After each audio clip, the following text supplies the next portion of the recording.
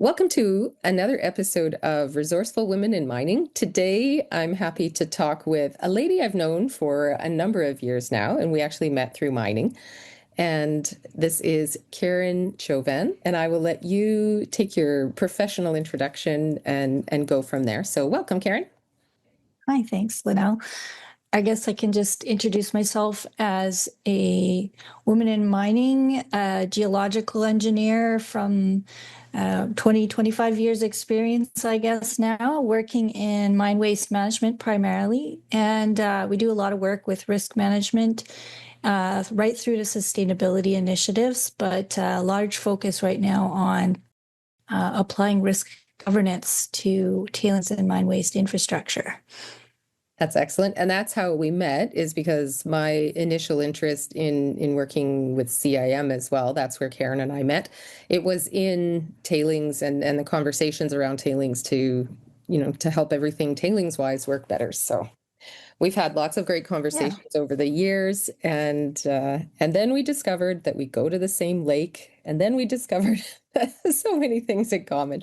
So it's been great connecting with Karen over the years for work things and for fun things. And when you started in mining, I would say it was a little more rare to have women in mining, in mine engineering, geoengineering. Is that fair? Yeah, I would say, geological engineering tends to bring a lot of women in earlier stages, and often through their careers, they end up leaving or taking a pause, but coming back just because of the relationship with the environmental side. I think there's a lot more women in that space, but you're right, out in the field, not as many women out at the sites and or operating at the sites. So yeah, and I think all the changes are good. I know that when I talk to engineering students now, they're kind of like 5 women in 20, depending on which discipline it's in. And I think the geo does attract the enviro people more so. So that's going to be an interesting space to watch.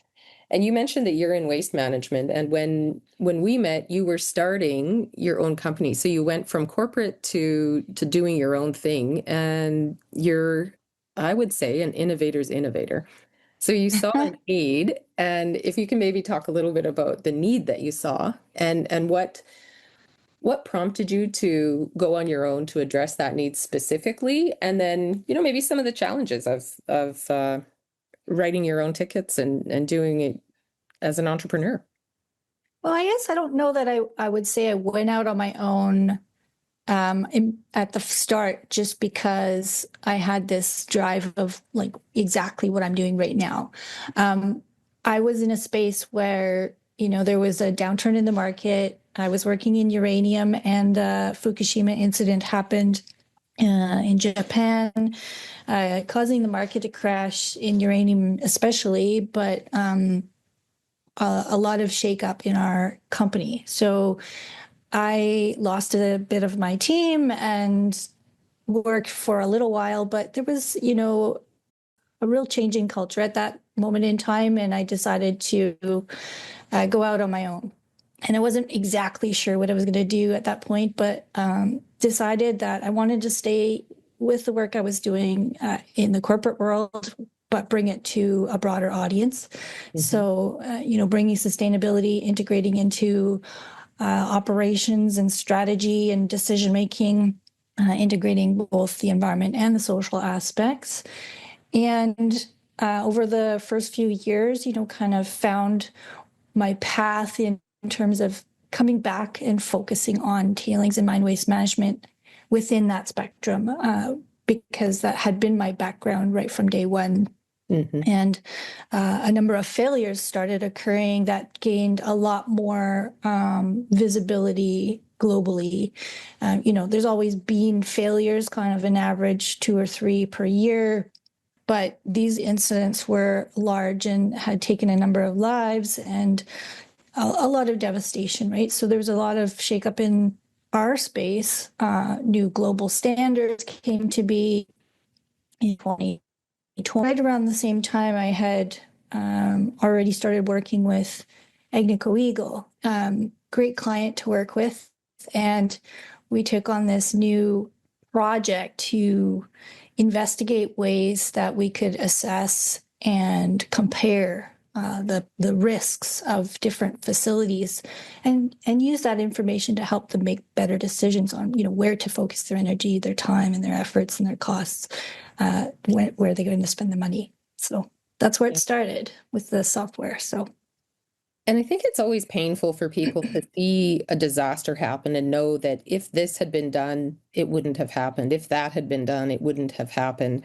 And I think that's, a really deep human motivator in trying to improve the way the industry works, the way companies work. And we can talk about the industry in general, but what I like about what you're doing is it gets it down to the company level and say, okay, so we've looked at the industry, we've studied it, we have the data, we have all of these different pieces. And now when we put them together and we look at your operation at this particular site with these particular parameters, I love how it gets it down to, a really fine detail where there's a lot of stuff that's actionable. So that was one of the things I always found really interesting about the approach that you took was a very broad study and then a really specific application. So for me, that was something really cool in what you were doing. And how did you pull your team together? Failures never come back to just one thing. It's always a multitude of little things that stack up. And, that's what I really like too about our system is that we assess so many different angles, and it brings in all these different aspects. And as you say, these actionable items that, if you can hone in on some of those more critical ones and take action on a number of things, then you're able to put much more rigor in behind that proactive reduction of risk. So, it's a really awesome way of addressing multiple things that could make you that much more safe. I like it too, because I think it sort of busts up some of the myths of risk management, where it's like, as long as you have this and this, you're good. It's like, no. No. There's always things to keep an eye on, that's for sure. It's always a changing space, right? Especially in these natural systems with climate and the environment having such a big influence, the ground conditions, the, materials that you're building with, they change over time. Things can change. So it's good to sort of keep an eye on all these little bits. But I want to maybe come back to your question about building my team. It was funny. I started with a junior software developer out of college and some mentorship from his college advisors or whatnot with our very first iterations in building things. Because, as a geological engineer, I didn't know anything about building software at that point in time. And so I knew what I wanted to build and I built it in Excel and it worked. But to build software to do the same thing was quite another leap of faith, I think, on my part. It's been a really interesting journey. But, I started there and then I got into some accelerator programs for technology where I learned a lot of different things and met a lot of people and really got some great advisement from different perspectives, both on, tech development itself, but also on the business development and where I really needed to shift my mindset away from what I might have done just as a consultant, because it is a very different space in terms of that business perspective. But there's a lot of similarities too in terms of, general management and leadership skills and trying to look for the right people to fill different roles. So, I've gained some through the Women in Mining Network. Generally speaking, I've met a lot of female leaders and women in entrepreneurial roles and made a lot of collaborative partnerships and working relationships, such as the one we have. And gained some advisors from different perspectives. Like I have a CFO who's been in mining a long time. She helps technology startups as well. She's on our team. We have a salesperson. That's her specialty. She's an entrepreneur and helps multiple tech companies. I've got, now have a CTO, CISO, so helping on the just on the general advisement of the technology and the cybersecurity of that. It's such a critical issue right now. And then internally, they could help me pick the right people, but more importantly, frame up what are the skill sets or the, necessary experience that people needed to have to hire the right people. So, we now have 3 developers. One of them is our lead engineer. He's been amazing at redesigning our first product, and we've been busy building that and growing the team as we go. So it's been really interesting last few years here. Yeah, and I've always enjoyed, any of our conversations about the challenges that you're coming up with. And this is something that's come from different conversations that I've had with women. And it seems that when women connect with women who are understanding the space that they're working in, really great things happen, I think, a lot more naturally. And I think the path that you've been on, if we look at it from now into the past, I think the connections that you've made with people have really helped frame out and direct the next steps for you, and help them go in really good ways that fit. So, I often think there are many ways to do something well, but if you get someone who's really well aligned and has, a vision share or a complementary skill set, or, just a way of working where you feel good working with them, that the good things happen in better ways. Is that something that you have felt along the way as well, or is it, just from my outside perspective? Yeah. And I mean, and I don't want to say I only have women Oh, yeah, I collaborators know you because I do don't. have Yeah. a lot of male Yeah. counterparts as well. I think you find the people who align with your ambitions, Ethics. complementary ethics. Yes, Yeah. absolutely, right. And Yeah. and complementary skill sets and expertise, right. And I find a lot of the people that I connect with are systems thinkers, right? And Mhm. they can see the intersections of things in the same way that I do. They see where the gaps are, and they clearly and really quickly see how we can work together without, worries about IP and who has this or that. It's always let's just work together. Let's chat. Of course, sometimes you need an NDA depending on how close your Right. products might be, right? Hmm. But both in terms of the consulting side as well as on the software side, there's always ways you can work together, and then that gives you that edge of being able to move quickly, keep your costs lower, and compete with those big firms that they say they can do it all, but maybe their teams actually don't work as closely together as they really should.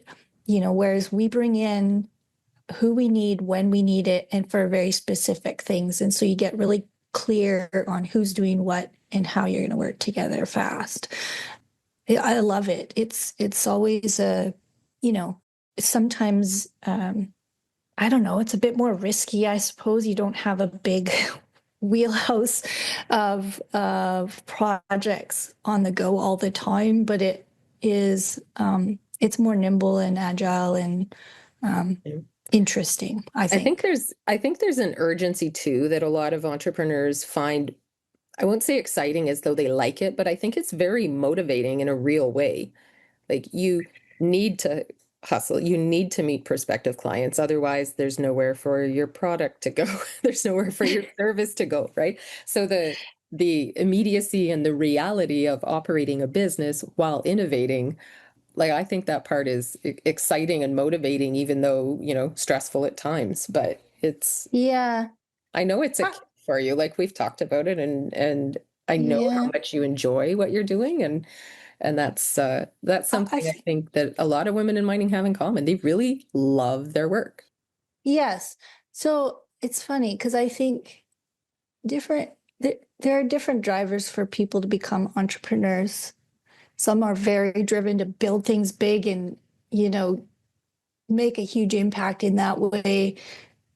For me, I feel like maybe I just don't like being told what to do. Or I want to be the one to guide that ship. If I may And say, relatable. yeah. And I do want to do big things, but I don't need to do it quickly. I'm not, on a mission to, make billions of dollars and hit the ground running to do a bunch of different things all at once. Yeah. I'd rather take my time, build it slow, build it right, and see where it goes. Like I like to see things through. I don't want to leave, sell it and leave, right? I want to see how things go and what else we can do. Because as I mentioned, I've got this one product on the risk management side, but I've always had more ambitions on the circularity side too. So, if we can Mhm. get this stuff off the ground and have a solid team running it really efficiently, maybe I can stay at the helm of it, but then move on to some other new things too. Start But it a doesn't new have line of thinking. Yeah. yeah, but it can be under the same house. And it doesn't need to be done right away. So, I'm not trying to hurry things along too fast. Yeah. And, I think too, uh, here's on the challenge side, it is still a struggle because of having to juggle, you do need to do some work, say on the consulting side to bring the dollars in, because I'm not one of those tech firms that went out there and raised a whole bunch of investor dollars just to spend it. We're bootstrapping all the way, and I'll do that for as long as I possibly can, right? I don't want to owe money to a bunch of people or have my company owned by folks who don't really care about the product. I want them to, if maybe I'll have investors that if they're aligned with what we want to do and they want to help us build it, then by all means. Yeah. But we gotta meet, right? We gotta And that mindset too, I think, where you're taking your company is evolving and changing and responding to your clients' needs as well. Like, I've seen that from the outside. And Mhm. and one of the things that I always think is really intriguing is to see where something started and how willing a person is to reconceptualize it. Say, okay, so sort of that do, analyze, do it again, analyze, do it again, sort of that learning loop. Yeah, the That's more lean approach. Yeah. Yeah, like, I've seen that for you, and it's been interesting to have those conversations as well. Let's say we did this, how did it go? So there's an interesting thing for me generally in looking at how people balance their confidence with their challenge and their willingness to learn from how it went, and just sort of under a keeping it real sort of way, and being willing to say, like, even though I made this, I don't I don't stay tied to the idea that it's perfect, to be willing to revisit it and improve it and then go back and go back and go back and keep iterating. Yeah, I mean, I guess I can comment on that. That like we built our first version of our system. It was functional by 2021 or something, and Mhm. it still has all the same core functions in our new system now, but we took it out to market, and what we found is a lot of companies giving us feedback to say they love the idea, but they always had a but. We're using this thing and that thing. We're using these other platforms for these specific cases, and they were all things that we wanted to build into our system. And so we quickly realized that we needed to basically overhaul what we had created, keep the core functionality and the idea, the vision that we could create an all-in-one system where you connect the dots between all these functions, but we needed to build it in a way that mining companies could pick and choose the different options they'd want to have in our system versus what we might connect with otherwise. So, now we've created this new platform that the idea is you have everything in one hub if that's what you want. But if you're using, say, compliance software for your standards, or if you're using something for action tracking in another system, we can connect the dots to those systems so that you still use what you're familiar with. You don't have to change everything over, but you get the extra added value of the detail that we can provide on digging into where are those risks, and how can you make better decisions using the quantification aspects and really visualize, what is it that you're seeing now. And, to that point, you also have to pick and choose what you're going to focus on, right? So if I think about in our system, and I'll call it an ecosystem, there are many different platforms out there right now that are saying they work in tailings management, but they all do different things. So there's platforms that help you visualize the instrumentation data and see what's happening. And they might even have triggers and notifications that tell you when something's gone beyond an acceptable level so that you can go and act on it. But those are, in my mind, very reactive systems. So it helps you in the moment, but it doesn't tell you ahead of time that you have this. Or that, in the planning stage, that would be something you would have to continually monitor, right? Yeah. So Yeah. one of the things that you were saying is really clicking for me, and that's being a systems thinker. What you're saying about the ecosystem aspect of what you've developed, and we were thinking of it in the systems sort of way. I'd just like to hear a little more about that from you, because that was an interesting aspect of our conversation.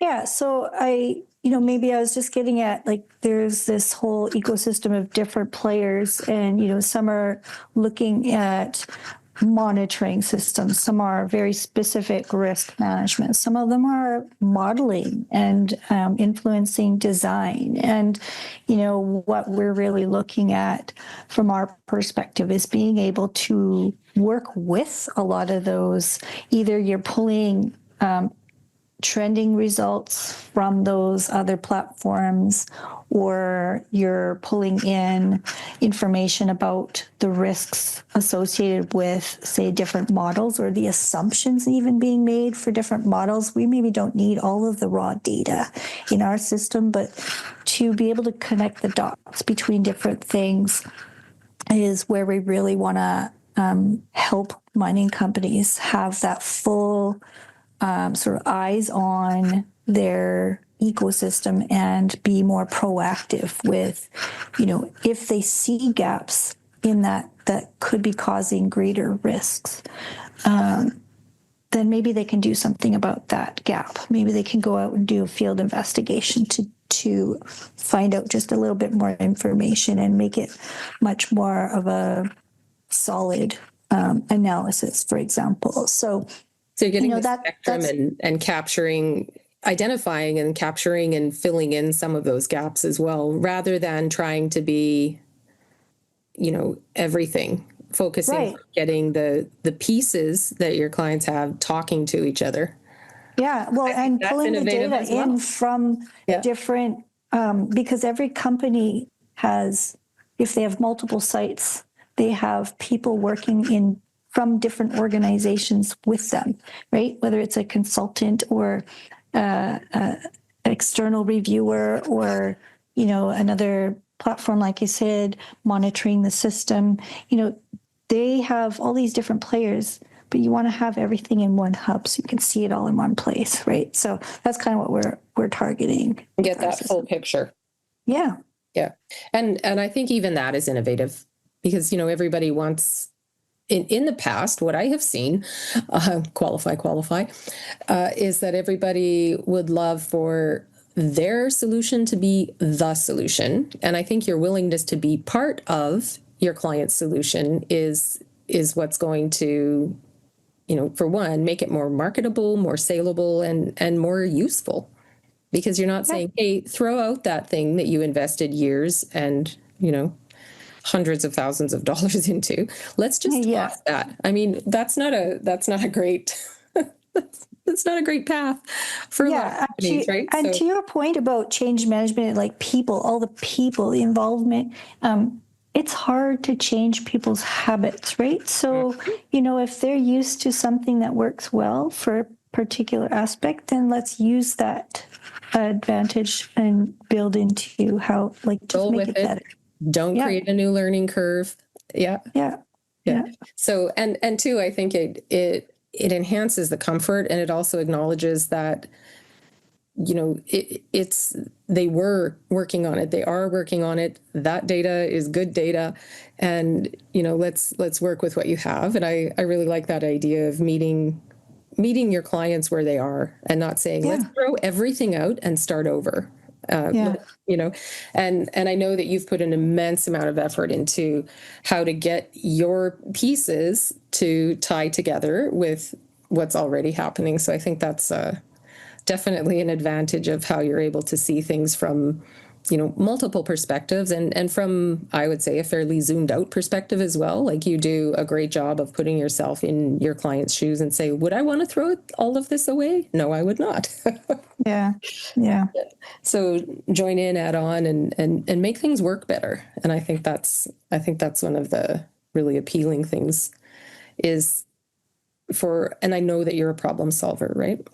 So for a problem solver, for a problem solver to be able to solve a problem for someone is very rewarding. And, and I think that's consistent too with, just really enjoying the work that you're doing. And say, we'll look at this. What do you have now? What could it be? But if you take it back, it can go into the planning stage too. So it can be incredibly informative in, ways that you might want to steer your planning and all of these different things. So it's so cool to see where it can intersect, to use that, how it can interface with all of these different things, and just working with you over the years and all of the discussions that we've had in working groups and things in your volunteering, because you do a ton of that as well. I think that's important to know too, is that you have given a lot to this aspect of industry as well, and you've provided leadership in there within the Canadian Institute of Mining and doing all of these things that have been, I would say, very generous and really looking to help, people in the industry access each other. And that's, I think, a common theme. So I love the name that you're EnviroIntegration, because I think that is really what you're doing, is integrating the way that people work together as well. And, I think what you've done is acknowledge that, yes, we're working with data. Yes, we're working with systems, but we're working with people. We're working with social aspects of mining as well. And then within the company, like really doing a great job of looking at how people are working together, because, no matter how great our technology is, it's still going to be, someone deciding to use it, someone putting in the data, someone else analyzing it. There's no escaping the human aspect of this highly technical stuff that we do. So I've always thought that it's a really great spectrum of understanding of the industry as well. And I think that comes from the systems and how you would attract other people who are interested in systems thinking as well to that.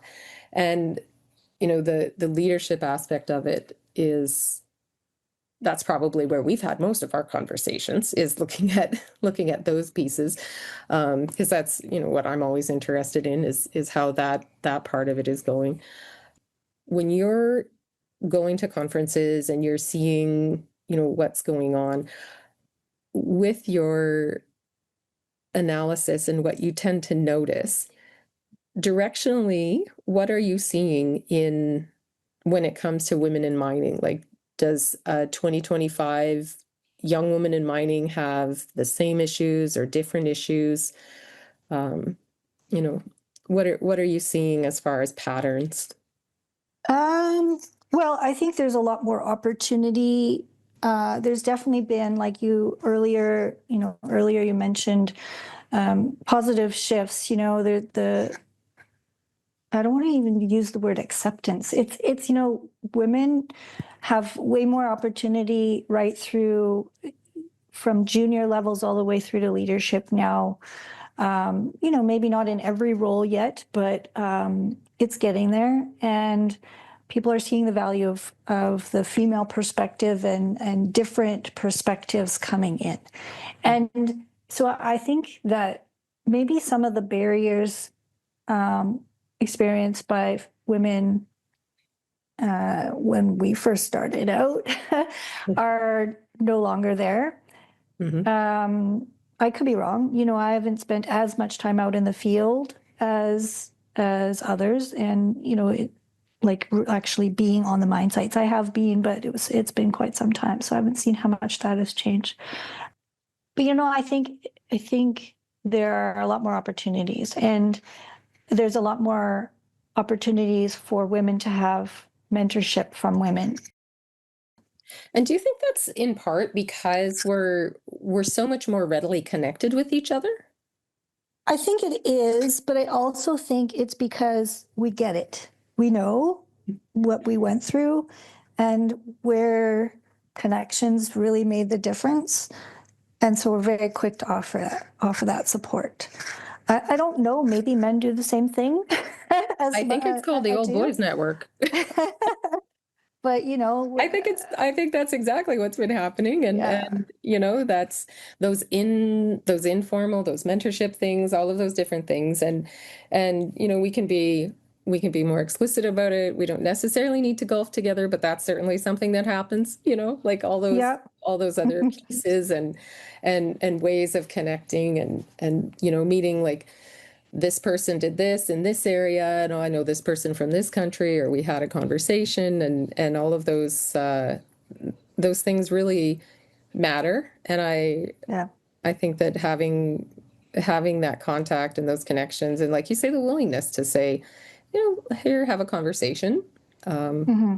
figure out what it's about, figure out what it's, you know, what it might be about for you, who's doing what, Well, how did they get there. well, and I think too, giving them the confidence.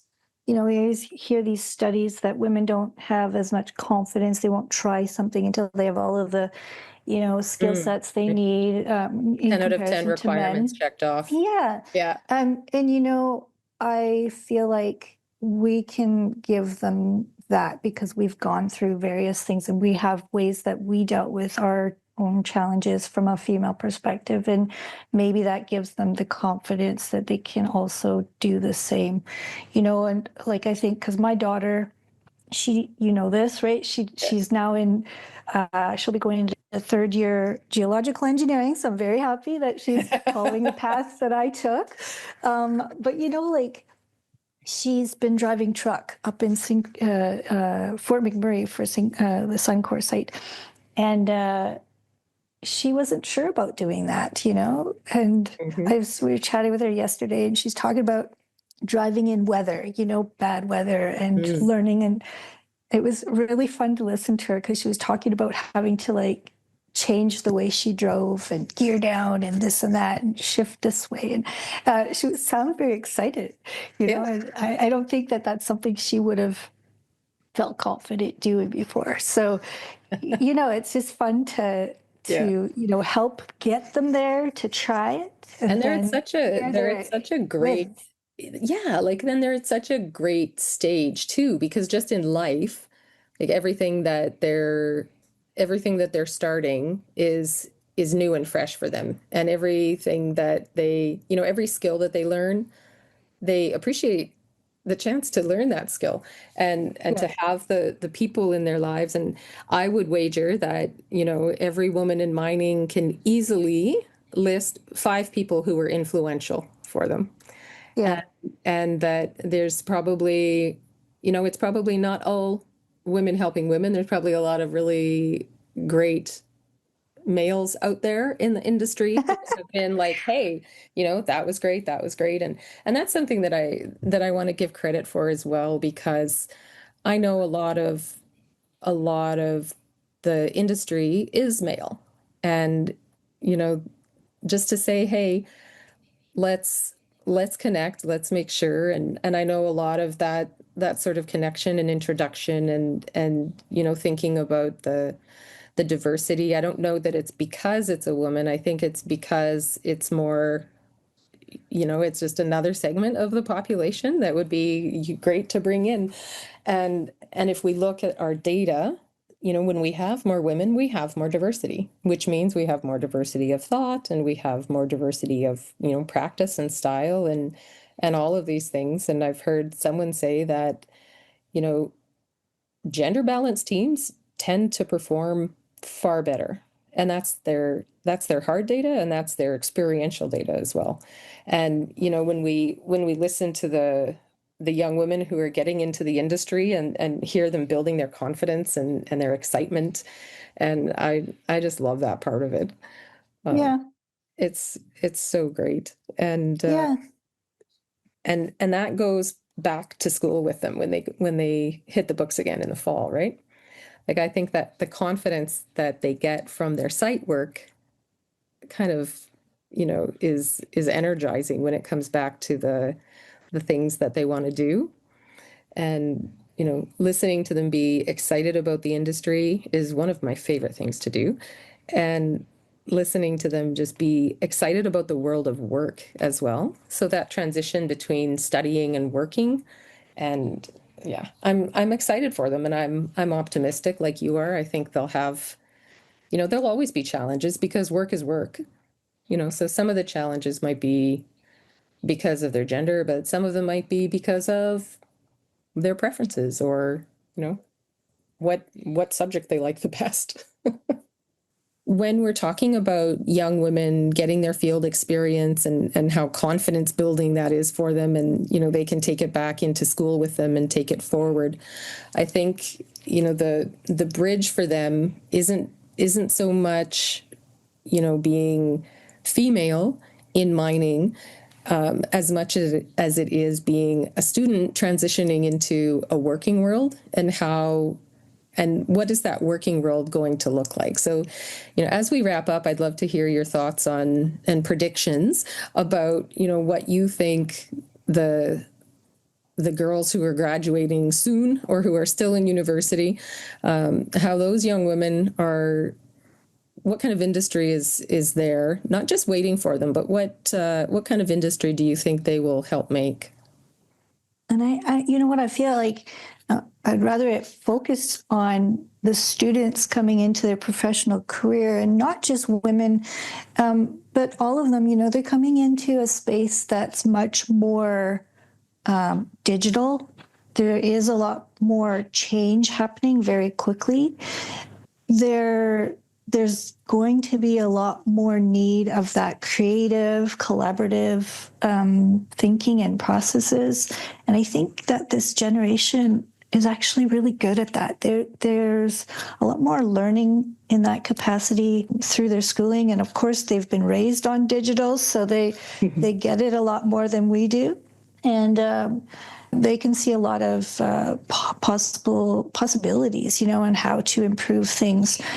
So my hope is that maybe we can get better at just listening and learning from them, and really running with new and innovative ways of doing things. So I just hope that we're able to connect with that generation enough to showcase like all of the cool things that are happening in mining and bring more of them back into the fold, maybe, you know, because it just seems like it's getting worse and worse in terms of availability of, you know, who wants to actually work in mining. So I think that's my hope, is that we can do better at showcasing it and having those folks who are interested already coming in and then showcasing it and saying, hey, this is fabulous, this is great, and brag about all the great things that they're doing. So yeah, that's what I hope. I like it. I've heard a lot of students having, you know, great responses, and credit to the companies as well for making summer student programs for people. So you get to see before you commit to your 4 years and you work at Starbucks or the coffee house or wherever you want for the summer. But the opportunities that they have, I can't agree with you anymore. Like, I think the opportunities for not just young women, but young people to go into mining, I think they're so plentiful, but they're not necessarily known. And to the companies who are making summer internships that pay really well, that help, you know, with, you know, getting a good sense of what the industry can offer and what the industry would provide, you know, huge credit to those companies for taking on summer students and, you know, really looking after them and making sure that they're having great experiences. And, you know, I think they are really getting great experiences and getting a real look through their own eyes with their own, you know, background and perspective, and not just someone saying, hey, mining would be great. You know, they get to go and feel it and see it and literally get in the driver's seat and know what that work is about. I think it's amazing. So thank you so much for your time on a Saturday. I know you're at the lake. It's fine. Oh, I really, really appreciate it. And I'm happy to be a part of helping get, you know, your story out, your entrepreneurial story, your, you know, your commitment to the environmental and social side of mining being a fantastic enterprise that, you know, it's very worth joining up and moving along and moving in better ways. So thank you so much. Yeah, thanks for the opportunity. You know, like you say, you know, I'm just on a mission. We want to make sure that no more dams fail, and more that we can do and get people working together to help make that happen, the better.